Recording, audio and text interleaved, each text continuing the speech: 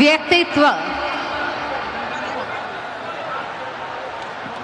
लेकिन एक गजब बात है नवीन जी, नितिन नवीन जी, ममता बनर्जी ने रिजाइन नहीं किया, इसको प्रेम सर उपलब्धि मानना। स्वागत জানান।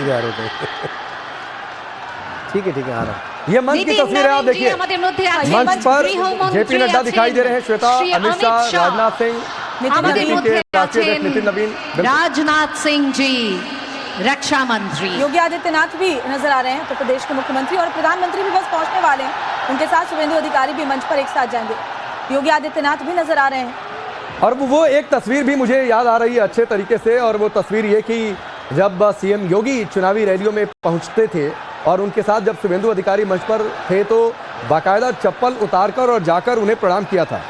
और शुभेंदु अधिकारी ने तो वहां से भी एक मैसेज गया था, और मैसेज ये गया था कि ये पूरा चुनाव किस तरीके से लड़ा जा रहा है, मुद्दे क्या हैं। जो शुभेंदु अधिकारी बार बार ये कह रहे थे कि हिंदुत्व और सनातन को बचाने की ये पूरी लड़ाई है। प्रेम सर, आपको क्यों लगता है कि रिजाइन नहीं करना एक बड़ी उपलब्धि हो गई? देखिए, अगर इस पर थोड़ा डिटेल में जाएंगे तो अभी का जो मौसम है ना, माहौल है ना, उससे थोड़ा विपरीत बात है। जेल नहीं माहौल चलिए तो तस्वीर पर ही बातचीत कर लेते हैं। बिल्कुल आपने ठीक कहा कि जेल नहीं करेगा, क्योंकि आपने चर्चा छेड़ दी थी, वो चर्चा भी नहीं छेड़नी चाहिए थी कि कोई रिजाइन नहीं करेगा तो वो संविधान का अपमान ही तो हुआ। खैर चलिए आगे बढ़ते हैं, लेकिन तस्वीर दिखाइए, ये तस्वीर बड़ी है। आप देखिए कोलकाता के परेड ग्राउंड की ये तस्वीर, पीछे जो आपको तस्वीर मंच के पीछे है वो माँ दुर्गा और दक्षिणेश्वर काली मंदिर की तस्वीर, जिसका बंगाल की संस्कृति में कितना जुड़ाव है ये बताने की जरूरत नहीं है। और बीजेपी के सभी राज्यों के मुख्यमंत्री आपको दिखाई दे रहे हैं, जो बीजेपी शासित और एनडीए शासित राज्यों के मुख्यमंत्री हैं। चंद्रबाबू नायडू भी आपको तस्वीरों में दिखाई दे रहे हैं, पीछे सम्राट चौधरी भी आपको तस्वीरों में दिखाई दे रहे हैं, सीएम योगी भी तस्वीरों में है, रक्षा मंत्री राजनाथ सिंह, गृह मंत्री अमित शाह। इंतजार है मंच पर प्रधानमंत्री मोदी के पहुंचने का। भीड़ में जबरदस्त जोश है, और जोश ये बंगाल की सियासत में अलग अलग शहरों से देखने को मिल रहा है। एक अलग तरीके का रंग है, लोग भगवा अबीर गुलाल उड़ा रहे हैं। कई जगहों से तस्वीरें ऐसी देखने को मिली जैसे ये बीजेपी की जीत नहीं बल्कि धार्मिक पुनर्जागरण एक तरीके से हो गया। और इसलिए कि क्योंकि कई मंदिर आरोप ये लगे कि 4 साल 10 साल से मंदिर बंद पड़ा हुआ है, उन मंदिरों को खोला गया। कहीं मंदिर पर टीएमसी ने अपना दफ्तर बना लिया था, मूर्तियों के नीचे अपना नाम लिखवा लिया था। कई सारे टोल नाके जो अवैध वसूली थे, जो सिंडिकेट तरीके से ऑपरेट हो रहे थे कि पश्चिम बंगाल में आप एंट्री कर रहे हैं तो 5-10 रुपया, 100 रुपया, 50 रुपया उस पर देकर जाइए, पूरा सिंडिकेट भाग खड़ा हुआ है। कई सारे जो गाड़ी के ड्राइवर हैं वो अपनी तस्वीर बनाकर डाल रहे हैं सोशल मीडिया पर। तो ये एक बदलाव दिखना शुरू हुआ है। अब बीजेपी अपने कमिटमेंट पर खरा कितना उतरती है ये वक्त बताएगा, लेकिन एक कमिटमेंट दिया गया है। कल अमित शाह की बातों में भी ये दिखा था, और प्रधानमंत्री ने भी ये संदेश दिया है कि बदला नहीं बदलाव, और बदलाव होगा लोगों के जीवन स्तर को सुधारने में। जो कमिटमेंट दिया गया है सोनार बांग्ला को लेकर भी, और जो शुभेंदु अधिकारी की हमने तस्वीरें देखी जो भगवा वस्त्र में श्वेता पे पहुंचे हुए हैं, तो वो सोनार बांग्ला से उसका भी एक मैसेज। और ये पूरा अगर आप देखें पूरे परेड ग्राउंड को फिलहाल तो ये बंगाल थीम में आपको नजर आ रहा है। यहाँ किसी भी शुभ काम में बंगाल का जो कल्चर है, रंगोली बनाई जाती है जिन्हें वो अल्पना कहते हैं। एक बड़ी सी अल्पना यहाँ बनाई गई है मंच के ठीक नीचे। झालमुड़ी के स्टॉल है, क्योंकि झालमुड़ी बहुत ही चर्चा में रहा था। जब प्रधानमंत्री ने वहाँ झालमुड़ी खाई थी, नाविकों से मुलाकात की थी, हर वर्ग हर तबके को भारतीय जनता पार्टी लगातार पिछले कई सालों से उनके नजदीक जा रही थी, उनके जो प्रतिनिधि उनसे मिल रही थी, और इसीलिए हर वर्ग का उन्हें समर्थन मिला। और ये तस्वीरें देखिए, प्रधानमंत्री अब पहुंचने वाले मंच पर, और बाकी तमाम बड़े चेहरे इस वक्त आपको मंच पर बैठे हुए नजर आ रहे हैं। आप देखिए कई सारी कहावतें भी हैं श्वेता, उन कहावतों को आपने सुना होगा कि 100 सुनार की एक लुहार। कई बार लोग बातचीत में भी ये कहते हैं कि दिल में अगर कांटा गहरा लग जाए और उसकी टीस बहुत लंबे समय तक चलती रहती है, तो जब ये विजय तिलक हुआ एक तरीके से, और इसलिए विजय तिलक क्योंकि श्यामा प्रसाद मुखर्जी जिनकी आइडियोलॉजी पर भारतीय जनता पार्टी आगे बढ़ने की बातचीत करती है, वहीं पर जीत नहीं मिल रही है। ऐसी क्या कमी बार बार रह जा रही थी? तो ये जो प्रचंड बहुमत मिला, ये जो प्रचंड जीत मिली, और मिथुन चक्रवर्ती उससे वो टीस, और बिल्कुल ये मिथुन चक्रवर्ती की ये तस्वीर आप देखिए मंच से। कला और बंगाल का एक बहुत ही प्रगाढ़ संबंध है।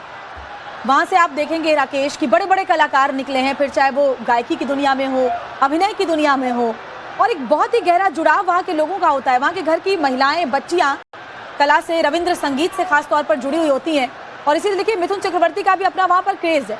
भारतीय जनता पार्टी के लिए उन्होंने भी कई जगह जाकर प्रचार किया, और ये देखिए मंच पर वो जब पहुंचे हैं उनका स्वागत किया गया है। और कल एक बड़ा ऐलान भी हुआ और बड़ा स्मृति ईरानी भी दिख रही है। बिल्कुल स्मृति ईरानी, और खासतौर पर चुनाव प्रचार में बंगाली भाषा में ये चुनाव प्रचार करते हुए दिखी थी। और कई बार लोगों ने चर्चा की कि आखिरकार इनको कितनी भाषाएं आती हैं, क्योंकि और ये एक कल्चर है बीजेपी में कि जो लोग नेता हैं जिनको अलग अलग क्षेत्रों की जिम्मेदारी दी जाती है, वहाँ की भाषा और संस्कृति से वो जुड़कर चुनाव प्रचार करते हैं ताकि लोगों के दिलों तक पहुंचा जा सके।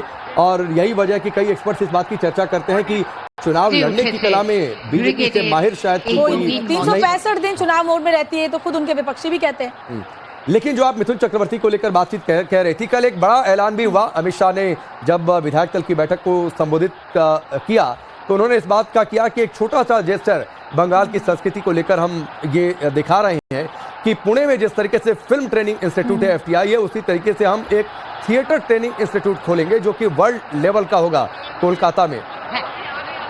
और ये तस्वीरें देखिए मंच की तरफ बढ़ती हुई ये गाड़ी, प्रधानमंत्री हालांकि इस गाड़ी से उतरे भी थे, थोड़ी देर पहले वहां लोगों से मिले थे, अभिवादन स्वीकार किया था। और अब ये काफिला जो है उनकी जो गाड़ी है विजय रथ जिन्हें वो कह रहे हैं, वो मंच की तरफ धीरे धीरे बढ़ता हुआ, और मंच पर अब थोड़ी देर में वो पहुंच जाएंगे। उनके साथ शुभेंदु अधिकारी आप देख रहे हैं जिनकी सरकार बनने जा रही है, जो कि पश्चिम बंगाल के मुखिया के तौर पर अब शपथ लेंगे। और एक तरफ समीक भट्टाचार्य हैं, बीजेपी के प्रदेश अध्यक्ष हैं भारतीय जनता पार्टी के। और ये देखिए ये तस्वीरें, हुजूम उमड़ पड़ा है, लोगों की भारी भीड़ है और पूरा परेड ग्राउंड खचाखच भरा हुआ है। और यहाँ बड़े बड़े कटआउट्स लगाए गए हैं प्रधानमंत्री नरेंद्र मोदी के। और इसके अलावा जगह जगह अल्पनाएं बनाई गई हैं, झालमुड़ी के स्टॉल लगाए गए हैं। इसके अलावा पारंपरिक नृत्य वहां पर हो रहा है, ढाक नृत्य हमने देखा, वहां पर वाद्य यंत्र बज रहे हैं। और पूरा माहौल इस वक्त अगर आप कहें तो ऐसा लगता है कि पूरा का पूरा बंगाल इस वक्त परेड ग्राउंड में सिमट आया है। दो तस्वीरें, मंच की तस्वीर और दूसरी तरफ प्रधानमंत्री की गाड़ी आगे मंच की ओर बढ़ती हुई। प्रधानमंत्री श्री नरेंद्र मोदी जी। तो ये दो तस्वीरें आपकी टेलीविजन स्क्रीन पर है। पहली तस्वीर मंच की है जहां पर प्रधानमंत्री के पहुंचने का इंतजार है, अब से थोड़ी देर पहले की ये तस्वीर। और ये जो दूसरी तस्वीर है जब मंच की ओर बढ़ रहे थे प्रधानमंत्री मोदी, एक छोटा सा रोड शो आप इसे कह सकते हैं। हालांकि ग्राउंड तक पहुंचने के लिए बीचों बीच एक रास्ता बनाया गया था। बड़ी जीत है तो बड़े अंदाज में सेलिब्रेशन भी भारतीय जनता पार्टी कर रही है, और साथ ही उन कार्यकर्ताओं को भी याद कर रही है जिन कार्यकर्ताओं की जान गई है पश्चिम बंगाल के चुनावी इतिहास या सियासी इतिहास में हुई हिंसा के दौरान। और एक स्मारक भी बना है इसको लेकर, ऐसी भी जानकारी है। और कल भी इस बात का जिक्र हुआ था कि जो बलिदान गया है वो बलिदान व्यर्थ नहीं जाएगा, और वो बलिदान ने नींव रखी बदलाव की, और बदलाव अब पश्चिम बंगाल में शुरू हो चुका है। तो एक तरीके से एक जुड़ता भी है इस मंच पर। और ये तस्वीर मंच की जब मिथुन चक्रवर्ती मंच पर पहुंचे हुए थे। अच्छा मोहन, हम देखते राकेश की जब शपथ ग्रहण होता है तो विपक्षी पार्टियों के भी जो बड़े नेता है वो शपथ ग्रहण में शामिल होते हैं, लेकिन टीएमसी के शायद ऐसी कोई गुंजाइश बचती ही नहीं है कि वहां से कोई बड़ा लीडर आए, शपथ ग्रहण में शामिल हो और इसका स्वागत करे। भले ही बदलाव हुआ है, लेकिन ये जनता का जनादेश है, ये लोकतंत्र की जीत है। लेकिन फिलहाल वहां पर कम से कम राजनीतिक हालात उस तरीके के नहीं है। लेकिन जो खबर है वो ये भी कि जिन बीजेपी कार्यकर्ताओं के परिवार जिन्होंने अपनों को खोया है, जो बीजेपी के कार्यकर्ता थे, उन परिवारों को भी इसमें बुलाया गया है। सभी को एक तरह से श्रद्धांजलि देने की कोशिश है उन लोगों को जिनकी जानें गई हैं। एक लंबा संघर्ष भारतीय जनता पार्टी का रहा है, हिंसा का वो शिकार हुए, चुनावी हिंसा का शिकार हुए।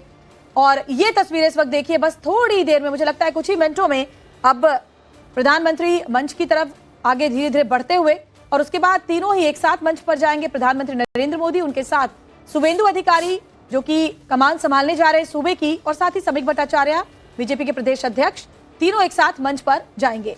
एक और चीज बहुत महत्वपूर्ण है, जब शुभेंदु अधिकारी का शपथ हो रहा है तो इसकी भी चर्चा बहुत जरूरी है श्वेता, कि नंदीग्राम का किस तरीके से रोल रहा और नंदीग्राम से शुभेंदु अधिकारी का कनेक्शन क्या रहा। लेफ्ट का शासन चल रहा था और नंदीग्राम और पूरा एक बड़ा आंदोलन छिड़ा, और ममता बनर्जी के लिए वो टर्निंग पॉइंट साबित हुआ। और उस आंदोलन के आर्किटेक्चर थे शुभेंदु अधिकारी, और उस समय ममता बनर्जी के बेहद करीबी थे। और ममता बनर्जी उस आंदोलन के बाद पश्चिम बंगाल की सत्ता पर काबिज हुई, तो उसमें बड़ा रोल शुभेंदु अधिकारी का माना गया, और बहुत लंबे समय तक बहुत करीबी रहे। एक तरीके से दूसरे नंबर का इनका कद रहा। लेकिन साल 2020 में चुनाव से ठीक कुछ समय पहले, आप ये कह लीजिए, जब उन्होंने अचानक से इस्तीफा दिया, अचानक से खबर आई कि शुभेंदु अधिकारी टीएमसी का साथ छोड़ रहे हैं, और उसके बाद ना सिर्फ उन्होंने टीएमसी छोड़ी बल्कि फ्रंट फुट पर रहे, और सीधे आप तेवर उन्होंने दिखाया और कहा कि मैं चैलेंज करूंगा सीधे सीएम ममता बनर्जी को, और कहा था कि नंदीग्राम में आपको हराऊंगा। नंदीग्राम में उन्होंने बोलकर हराया। उसके बाद ये जरूर कहा ममता बनर्जी ने कि ये तो ठीक है आपका ही गढ़ था, लेकिन भवानीपुर में जब इस बार का चुनाव आया तो इस बार भी शुभेंदु अधिकारी ने कहा था कि नंदीग्राम में जो हाल हुआ था वही हाल भवानीपुर में भी होगा। और भवानीपुर तो वो जगह है जहां से ममता बनर्जी ने अपने सियासी करियर का एक लंबा वक्त वहां से गुजारा। एक तरीके से क्या घर ही है उनका, और वहां पर जाकर उनको हराया शुभेंदु अधिकारी ने। तो उसके बाद आप सोचिए कद किस तरीके से बढ़ गया था। नंदीग्राम में ही वैसे पिछले चुनाव में ममता बनर्जी को हराने के बाद शुभेंदु अधिकारी का कद बढ़ा बंगाल बीजेपी में, और केंद्र तक भी उसकी धमक थी। और जब इस बार भी